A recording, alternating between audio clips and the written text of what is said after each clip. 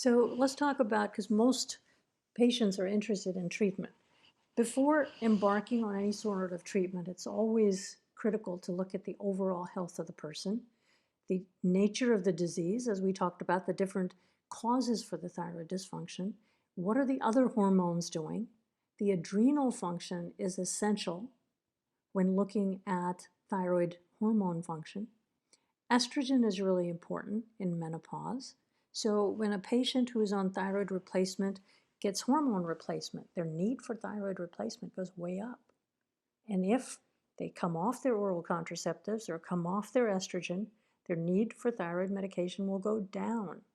It's a function of the interaction of hormones and is very significant with the thyroid and the steroid hormones. So what's our treatment goal?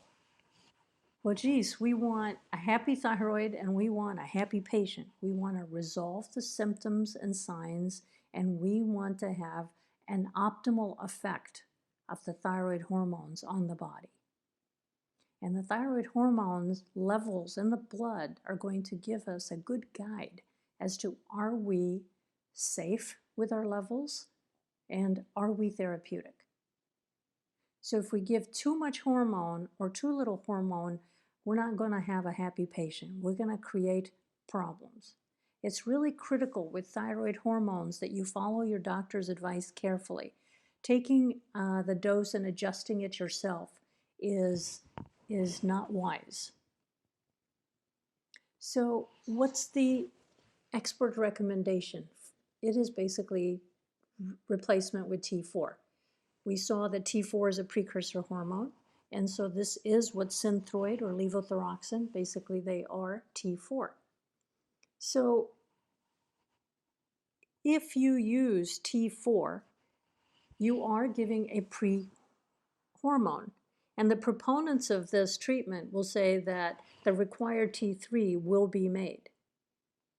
But a lot of patients who aren't faring so well, and the critics of this technique says, well, geez, if you don't have that can opener and you can't activate that T4 into T3, it's not going to work. So the problem arises when the patients are unable to activate this. And so the T4 has to be dosed properly. Generally, it is dosed in the morning once a day. Now, if you look at the curve here, it says on the left side, it says not enough thyroid hormone is being given. And so how do you feel? Not so good. I'm feeling 100% is up at the top. If you give just the right amount, you feel good. If you give too much, the patient who's not quite feeling good and just keeps upping their dose, they can make themselves feel a lot worse. So having too little and having too much can make you feel tired and not well.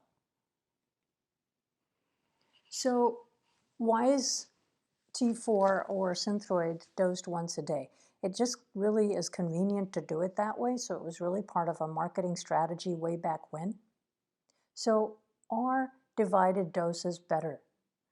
Well, with levothyroxine, there have been no studies that look specifically at the levels over time. But looking at other medications, we know that a single dose will give you a high peak and then the level declines over the day. If you dose the same drug by dividing its dose in half and you give it twice a day, you get a shallower peak, but then you don't bottom out as much because your next dose is due. So T4, when you're taking that Synthroid in the morning, it peaks at 3 hours and then it declines. So by the afternoon, you're pretty well spent. If you divide the dose, you have a better chance of keeping it in a normal range. So with this once a day dosing, we're really not following anybody's normal physiology, okay?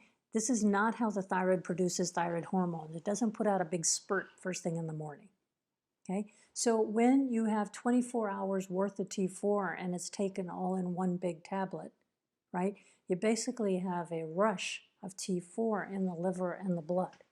And the body says, oh boy, hyperthyroidism, too much thyroid hormone, okay? And so the body's trying to dampen the effect, and it will make more reverse T3 because, as you know, that slows down metabolism instead of T3 because the body's afraid of going hyper. So if we don't dose once a day and dose twice a day, it may be beneficial.